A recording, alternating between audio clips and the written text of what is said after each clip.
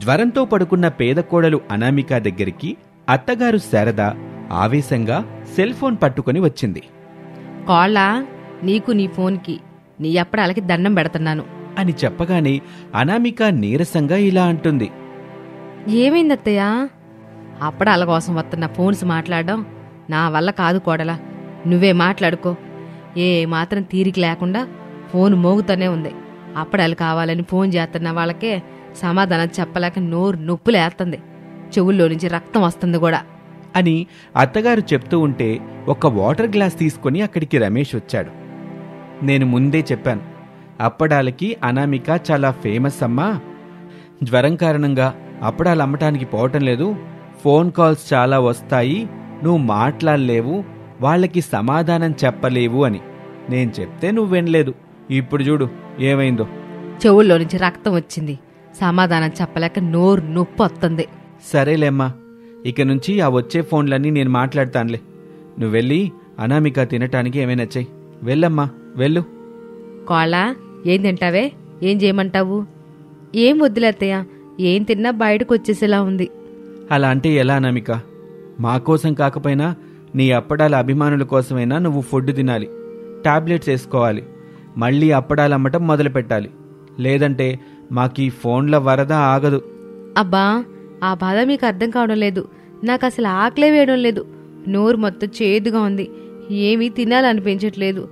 నన్ను అర్థం చేసుకోండి. 2 రోజుల నుంచి జ్వరం కదా కోళ్ళ, అట్టాగే ఉంటుందిలే. సర్లే, నీకు రొట్టెలు చేసి తీసుకొస్తాను, నువ్విప్పుడు బాబు ఇచ్చే టాబ్లెట్ వేసుకో. సరే అత్తయ్య అని అనామిక చెప్పగానే శారద అక్కడి నుంచి వెళ్ళిపోతుంది. అనామిక, ఇదిగో ఈ టాబ్లెట్ వేసుకో అంటూ రమేష్ అనామికకి టాబ్లెట్ ఇచ్చాడు. అనామిక ఆ టాబ్లెట్ వేసుకుని నీళ్లు తాగింది. ఇంతలో అనామిక సెల్ ఫోన్ మళ్లీ మోగింది. రమేష్ ఆ ఫోన్ తీసుకుని, హలో చెప్పండి. హలో, అనామిక లేదా అండి? 2-3 రోజుల నుంచి అప్పడాలు అమ్మడానికి రావడం లేదు. అనామిక అప్పడాలు లేకపోతే మా పిల్లలు అన్నమే తినడం లేదు. ఖచ్చితంగా అనామిక అప్పడాలు కావాలని పట్టుకుని కూర్చున్నారండి. అయ్యో అలాగా అండి, నేను అనామిక భర్తని మాట్లాడుతున్నానండి. అనామికకి 2-3 రోజుల నుంచి బాగా ఫీవర్ వచ్చిందండి. అందుకే అనామిక బయటికి రావటం లేదు, అప్పడాలు కూడా తయారు చేయటం లేదు, అందుకే అమ్మటం లేదండి. అయ్యో, ఇప్పుడెలా ఉందండి అనామికకి? ఇప్పుడు కొంచెం బెటర్ అండి. టాబ్లెట్స్ కోసం లేపాను, టాబ్లెట్స్ వేసుకుంటుంది. ఒకసారి అనామికకి ఫోన్ ఇస్తారా? ఒక్క నిమిషం ఇస్తానుండండి అని చెప్పి రమేష్ ఆ ఫోన్ అనామికకిచ్చాడు. నీరసంగానే అనామిక మాట్లాడుతుంది. అనామిక, నేను కావేరక్కని మాట్లాడుతున్నాను. కావేరక్క, పిల్లలు బాగున్నారా? జ్వరం వచ్చిందట కదా, మరి ఇప్పుడెలా ఉంది? ఇప్పుడు కొంచెం తగ్గిందక్క, పర్వాలేదు. ఇంట్లో చేసిన అప్పడాలు ఏవైనా ఉంటే మీ వారితో పంపించనామిక. ఇంట్లో పిల్లలు అనామిక ఆంటీ అప్పడాలుంటేనే అన్నం తింటామని అంటున్నారు. అయ్యో అక్క, జ్వరం వచ్చి పడుకుని పోయాను, ఈరోజే కళ్ళు తెరిచాను. రేపు ఏదోకలాగా అప్పడాలు చేసి ఆయనతో పంపిస్తాను. ఈ పూట పిల్లలకి ఏదో ఒకటి చెప్పి తినిపించేయండి. సర్లే అనామిక, హెల్త్ జాగ్రత్త, ఉంటానక్క అని అనామిక ఫోన్ని రమేష్కి ఇచ్చేస్తుంది. అనామిక, టాబ్లెట్ వేసుకున్నావు కదా, కాసేపు పడుకో, నేను పొలం దగ్గరికి వెళ్ళొస్తాను. సరేనండి, ఆవుల్ని జాగ్రత్తగా కట్టేయండి. నేను చూసుకుంటానులే అనామిక, ఆ టెన్షన్ అంతా నీకెందుకు అని చెప్పి రమేష్ ఫోన్ తీసుకొని వెళ్ళిపోతాడు. ఇక వంటగదిలో ఉన్న శారద, అప్పడాలు చేసి అమ్ముతా కోళ్ళ అనామిక అప్పడాలు అనామికగా మంచి పేరే తెచ్చుకుంది. నేను ఉన్నాను, ఏమి లాభం? నాకు శారద అనే పేరు తప్ప వెనక ముందు ఎట్టాంటి బిరుదులు లేవు, ఏ అభిమానులు లేరు అని అనుకుంటూ రొట్టెలు చేస్తూ ఉంటుంది. రొట్టెలు చేయడం అయిపోయింది. అందరు ఫోన్లు చేసి అప్పడాలు కావాలని గోల్ చేస్తున్నారు కదా, నేను కూడా కొన్ని అప్పడాలు చేసి అమ్ముతాను అని శారద అప్పడాలు తయారు చేసి పొయ్యి మీద ఆయిల్ ఉన్న కడాయి పెడుతుంది. అందులో అప్పడాలు కాలుస్తూ ఉంటుంది. అవి కాస్త నల్లగా మాడిపోతూ ఉంటాయి, పైగా పొగొస్తూ ఉంటుంది. ఆ పొగ నెమ్మదిగా ఇల్లంతా పాకుతూ అనామిక పడుకొని ఉన్న గదిలోకి వస్తుంది. ఆ గది మొత్తం పొగ వ్యాపించేస్తుంది. ఆ పొగ వల్ల నీరసంతో పడుకున్న అనామిక దగ్గుతూ ఉంటుంది. పొగ ఇంటి నుంచి బయటకొస్తుంది. అంతేకాదు, పొగ ఇంటి నుంచి బయటకు కూడా వ్యాపిస్తుంది. పక్కింట్లో ఉండే పార్వతి ఆ పొగను చూసి కంగారు పడిపోతూ గట్టిగా, ఓ అమ్మలక్కలు, ఇటు రండే, శారద ఇల్లు కాలిపోతుంది, రండి.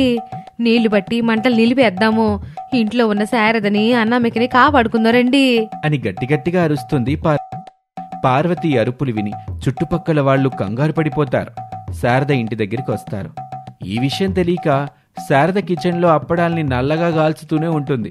అందరూ కలిసి పొడవాటి పైపుతో శారద ఇంట్లోకి నీళ్లు పడుతూ ఉంటారు.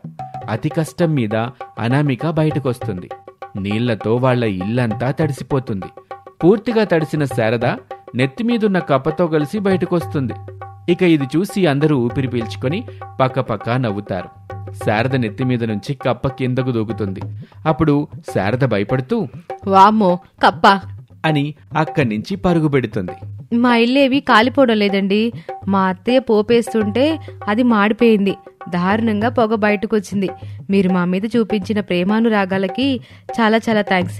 ఇక మీ ఇళ్ళకి వెళ్ళొచ్చు అని చెప్పగానే వచ్చిన వాళ్ళందరూ శారద వేసిన పోపు గురించి మాట్లాడుకుంటూ అక్కడి నుంచి వెళ్ళిపోతారు. ఏమిటత్తయ్య ఇది? నీకు సహాయం చేద్దామని అప్పడాలు నూనెలో వేసి తీసేలోపు నల్లగైపోతున్నాయి. ఎట్ట పొగ ఎట్ట బయటకొచ్చిందే. అయ్యో అత్తయ్య, అప్పడాలు కాల్చడం రాకపోతే ఎలా చెప్పండి అని తిడుతూ ఉంటుంది అనామిక. ఇంతలో చెవులకు పట్టీలు వేసుకున్న కొడుకు రమేష్ని తీసుకుని తండ్రి ప్రసాద్ ఇంటికొచ్చాడు. రమేష్ని అలా చూసేసరికి అత్తాకోడళ్ళిద్దరూ షాక్ అయ్యారు. ఏమైంది మావయ్య? ఏం చెప్పను కోళ్ళ, నీ అప్పడాల కోసం వచ్చే ఫోన్లు మాట్లాడలేక కొడుకు రమేష్ చెవుల్లో నుంచి రక్తం బయటకు వచ్చింది. అందుకే డాక్టర్ గారి దగ్గర తీసుకెళ్తే ఇదిగో ఇట్టా పట్టీలేసి పంపాడు. కొన్నాళ్ళ పాటు ఫోన్కి దూరంగా ఉండమని చెప్పాడు అని చెబుతూ ఉంటే రమేష్ చేతిలో ఉన్న ఫోన్ మళ్లీ మోగుతుంది. అంతే, రమేష్ అదిరిపడి ఫోన్ని విసిరేస్తాడు. అది చూసి అనామిక ఆ ఫోన్ క్యాచ్ పట్టుకుంటుంది. కొడుకుని అలా చూసేసరికి శారద తనలో తాను ఇలా అనుకుంటుంది, నేనుండాల్సిన చోట కొడుకున్నాడు, బతికిపోయాను అని అనుకుని రమేష్ని తీసుకుని లోపలికి వెళ్తుంది. ఇక ఫోన్లో అనామిక మాట్లాడుతూ ఉంటుంది. రేపటి నుంచి అప్పడాలు తీసుకొస్తానండి అని చెప్పి అనామిక కూడా ఇంట్లోకి వెళ్తుంది.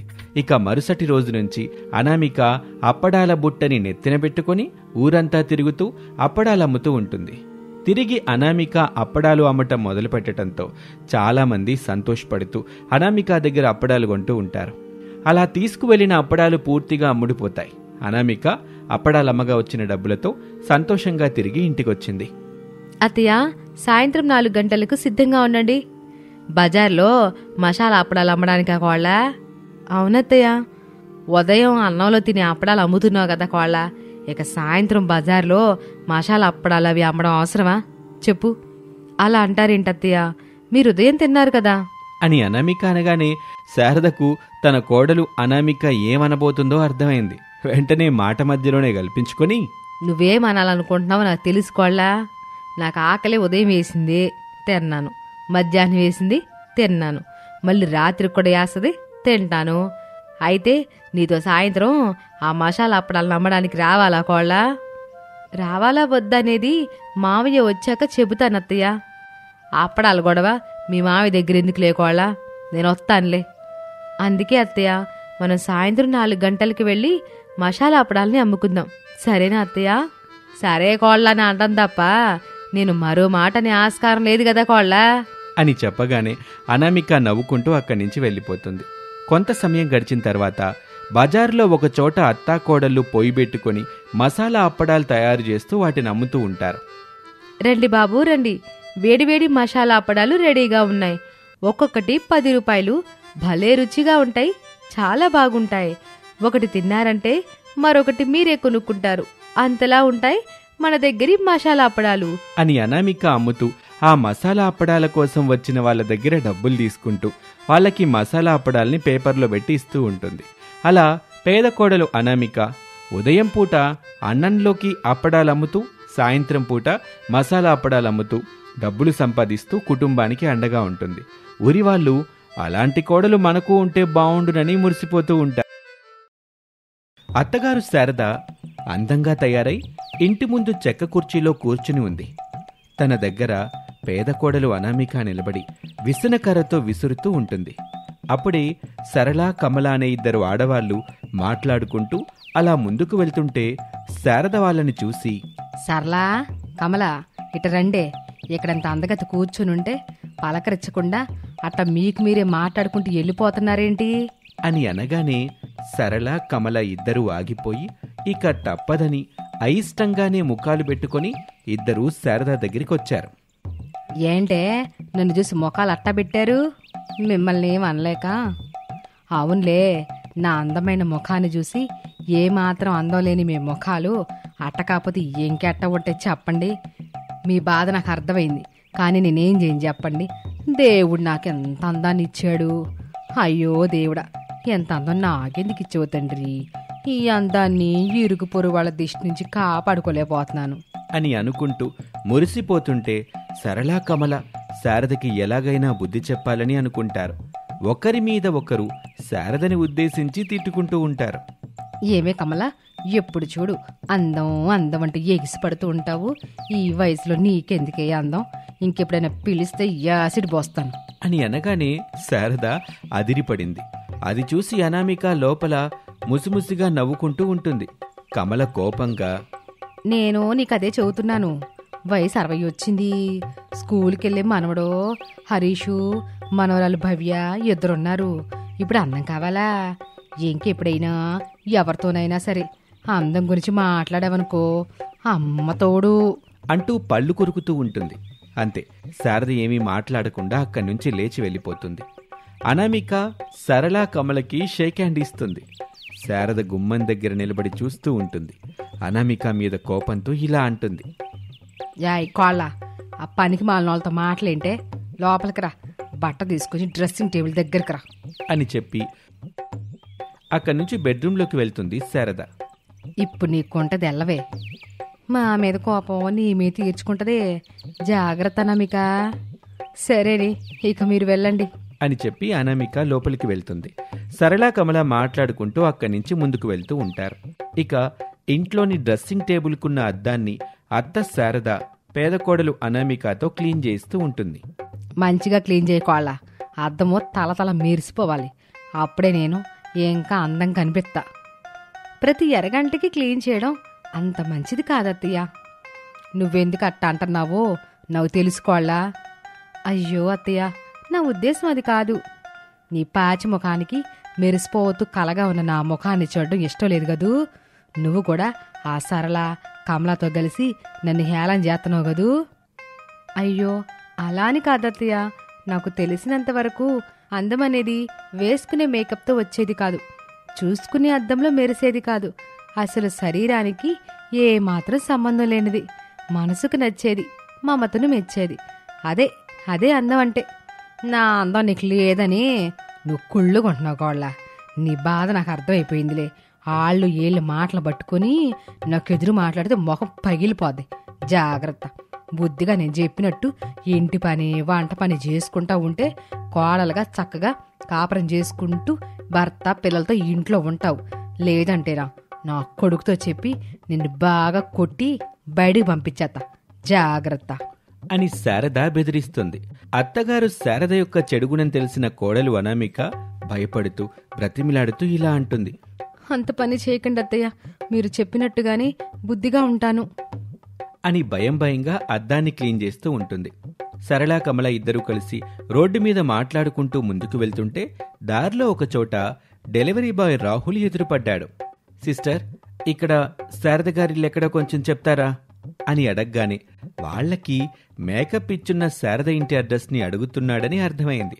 కాని శారద పొగరు గుర్తుకొచ్చి కోపంగా, ఆ మేకప్ పిచ్ శారద ఇల్లు ఎక్కడో మాకు తెలుసు, కానీ మేం చెప్పాం. ఎందుకు చెప్పరు? మాకు మాటలేవు, మేము కట్టిఫయ్యాము అని చెప్పి సరళ కమల అక్కడి నుంచి ముందుకు వెళ్ళిపోతారు. రాహుల్కేమో ఏమీ అర్థం కాదు. వెంటనే అక్కడున్న నెంబర్కి ఫోన్ చేస్తాడు. శారద ఫోన్లో మాట్లాడుతూ ఇంట్లో నుంచి బయటకొస్తుంది. అయ్యో అవునా, నువ్వు అక్కడే ఉండు బాబు, నేను మా కోడల్ని పంపిస్తున్నాను. ఆ బ్యూటీ ప్రొడక్ట్ని తనకిచ్చేసి నువ్వు వెళ్ళిపో అని చెప్పి చెవి దగ్గర నుంచి ఫోన్ తీసి గట్టిగా కంగారుగా అనామికతో ఇలా అంటుంది. కోళ్ళ, ఏవే అనామిక, చేతన పని వదిలిపెట్టి బయటికి రావే అని అరుస్తూ అద్దాన్ని క్లీన్ చేస్తున్న అనామిక అత్తగారు శారద పిలిచిన కంగారులో డ్రెస్సింగ్ టేబుల్ని నెట్టేస్తుంది. అంతే, అది కింద పడి అద్దం ముక్కలవుతుంది. అది చూసి అనామిక భయపడుతూ ఉంటుంది. బయట ఉన్న శారద మళ్లీ గట్టిగా అనామిక అని పిలుస్తుంది. భయంగా అనామిక బయట ఉన్న అత్తగారు శారద దగ్గరికి వచ్చింది. భయం భయంగా ఇలా అంటుంది. చెప్పండి అత్తయ్య. ఊరి మధ్యలో ఉన్న చెట్టు దగ్గర రాహుల్ అనే డెలివరీ బాయ్ ఉన్నాడు. ఉన్న పలంగా అతని దగ్గరికి వెళ్ళి నాకు వచ్చిన డెలివరీని తీసుకురా ఎళ్ళు. ఏం డెలివరీ వచ్చింది అత్తయ్య? అది నీకెందుకే, నేను చెప్పించే. ఎళ్ళు, వెళ్ళి నాకు వచ్చిన డెలివరీని తీసుకురాపో. నేను తెలుసుకోవాలని కాదత్తి అడిగేది, అతను అడిగితే చెప్పాలి కదా. నువ్వేం చెప్పబాక, ఎళ్ళు తీసుకురా అని చెప్పగానే అనామిక ఏమీ మాట్లాడకుండా అక్కడి నుంచి వెళ్ళిపోతుంది. శారద అలా చూస్తూ ఉంటుంది. కాసేపటికి అనామిక చెట్టు దగ్గరున్న రాహుల్ దగ్గరికి వెళ్ళింది. శారద అంటే మీరేనా? నేను కాదండి, మా అత్తయ్య ఇంటి దగ్గర ముఖ్యమైన పనిలో ఉన్నారు, అందుకే నన్ను పంపించారు. మా అత్తయ్యకి వచ్చిన డెలివరీ ఇవ్వండి. తప్పకుండా ఇస్తానండి అని చెప్పి డెలివరీ ఇచ్చేస్తాడు. అనామిక ఆ డెలివరీ ప్రోడక్ట్ని తీసుకుని అక్కడి నుంచి ఇంటికి వస్తుంది. ఇంటి బయటున్న శారద ఆనందంగా అనామిక దగ్గరున్న డెలివరీని తీసుకుని అద్దం దగ్గరికి వస్తుంది. శారద వెనకాలే అనామిక కూడా లోపలికి వస్తుంది. అద్దం కింద పడి పగిలుంటుంది. దాంతో శారదకి ఎక్కడా లేని కోపం వస్తుంది. ఎంత పని చేశావే, ఇప్పుడు నేను మేకప్ పెట్ట వేసుకోవాలి అంటూ అనామికని ఎలా పడితే అలా తిడుతూ కొడుతూ ఉంటుంది శారద. పాపం అనామిక బ్రతిమిలాడుతూ ఏడుస్తూ ఉంటుంది. అయినా శారద కోపం తీరలేదు. అనామికాని ఎలా కొడుతూనే ఉంటుంది. కొట్టి కొట్టి అలసిపోతుంది. ఆవేశంగా అనామికాని తీసుకొచ్చి బయటకు నెట్టేసి తలుపేసుకుంటుంది. అనామిక ఎంత బ్రతిమిలాడినా శారద తలుపు తీయదు. సాయంత్రం 4 గంటలవుతుంది. స్కూల్ నుంచి హరీషు భవ్యులు వస్తారు. పిలుస్తారు. కానీ శారద తలుపు తీయదు. చీకటి పడింది. పనికి వెళ్లిన ప్రసాదు రమేష్లు ఇంటికొచ్చారు. శారదా, తలుపుది, కోళ్ళు పిల్లలు బయటే ఉన్నారు, నీకేమైనా పిచ్చి పట్టిందా ఏంటి అని అనటంతో శారద వచ్చి తలుపు తీస్తుంది. ఇక అందరూ ఇంట్లోకొచ్చారు. ప్రసాదు శారదని తిడతాడు. అప్పుడు శారద అనామిక అద్దం పగలగొట్టిన విషయం చెప్తుంది. సర్లే, రేపు నేను కొత్త అద్దం తీసుకొస్తానులే. బయట నిలబెట్టి ఏడిపిస్తే పగిలిపోయిన అద్దం వస్తుందా ఏంటి? దెయ్యంలా కోడల్ని కొడితే అద్దం అతుకుతుందా? మాట్లాడవేం అని ప్రసాద్ అనగానే శారద బెడ్రూంలోకి వెళ్లి తలుపేసుకుంటుంది. ఇక అలా ఆ రోజైతే గడిచిపోతుంది. మరుసటి రోజున ఒక ట్రక్కులో పెద్ద అద్దం తీసుకుని ప్రసాద్ ఇంటికి వస్తాడు. పెద్దగా ఉన్న అద్దాన్ని చూసి శారద ఎంతో మురిసిపోతుంది. ఎక్కడి వాళ్ళు అక్కడికి వెళ్ళిన తర్వాత అందంగా శారద మేకప్ వేసుకుని అద్దం ముందు నిలబడింది. అంతే, పిచ్చిదానిలా కనబడుతుంది. అది చూసి శారద ఒక్కసారిగా అదిరిపడుతుంది. మళ్లీ వచ్చి అద్దం ముందు నిలబడి చూసుకుంటుంది. ఇప్పుడు కూడా మళ్లీ పిచ్చిదానిలాగే కనబడుతుంది. వెంటనే కంగారు పడిపోయి భయం భయంగా అనామికాని గట్టిగా పిలుస్తుంది. ఏమే కోళ్ళ ఇటరా అని పిలవగానే చేసే పని మధ్యలో ఆపేసి అనామిక శారద దగ్గరికొచ్చింది. ఒకసారి అద్దం ముందు నిలబడవే అని చెప్పగానే అనామిక ఆ అద్దం ముందు నిలబడుతుంది. అంతే, అప్పటి వరకు ఇంట్లో పనులన్నీ చేసి చేసి అలసిపోయి పిచ్చి పిచ్చిగా ఉన్న అనామిక ఆ అద్దంలో ఎంతో అందంగా తయారైన మహారాణిలాగా మెరిసిపోతూ కనిపిస్తుంది. అది చూసి శారద షాక్ అవుతుంది. అత్తాకోడళ్ళిద్దరూ ఒకేసారి అద్దం ముందు నిలబడతారు. మేకప్ వేసుకున్న అత్తగారు శారద ఏమో పిచ్చిదానిలా ఉన్న కోడలు అనామిక ఏమో ఆ అద్దంలో యువరాణిలా కనిపిస్తూ ఉంటుంది. ఏంటి మాయా అని శారద అనగానే అప్పుడు వాళ్ల ఎదురుగా ఉన్న అద్దం మాట్లాడుతూ ఉంటుంది. అవును, నేను ఒక మాయా అద్దాన్ని. నేను ఎప్పుడూ నిజాన్నే చెబుతాను. అంటే శారదా, నీ ముఖం అందంగా ఉంది, నీ మనసు కాదు. అత్తంటే వేధించడం, సాధించడం కాదు, వెన్నంటే ఉంటూ మమత పంచడం. మమకారంతో అత్తలోని అమ్మని చూపించాలి. నువ్వు అలా చూపించలేదు. అందుకే నీలోని గుణం నిన్ను పిచ్చిదానిలా చూపిస్తుంది. మరి నా కాళ్ళెందుకు మహారాణిలా కనిపిస్తుందే? అవును, అనామిక మంచితనంలో, మమత పంచడంలో, ప్రేమని చూపించడంలో ఉత్తమ ఇల్లాలు, ఉత్తమ కోడలు, ఉత్తమ తల్లి. అందుకే అనామిక మహారాణి అని మాయా అద్దం చెప్పగానే శారదకు నచ్చలేదు. అక్కడి నుంచి కోపంగా వెళ్ళిపోతుంది. రోజులు గడుస్తూ ఉంటాయి. కొద్ది రోజుల్లోనే శారదలో మార్పు మొదలవుతుంది. ఆ మార్పుని చూసిన అనామిక ఎంతో సంతోషపడుతుంది. ఇంతకు ముందులా కాకుండా అనామికాని శారద హింసించటం మానేస్తుంది. ప్రేమగా చూసుకోవటం మొదలు పెడుతుంది. శారద కూడా మంచిగా మారి అనామికాని చక్కగా చూసుకోవటంతో ఆ అద్దంలో శారద కూడా ఇప్పుడు మంచిగానే కనిపిస్తుంది. శారదలో మార్పు రావటంతో ఆ మాయా అద్దానికి అనామిక కృతజ్ఞతలు చెప్పుకుంటుంది.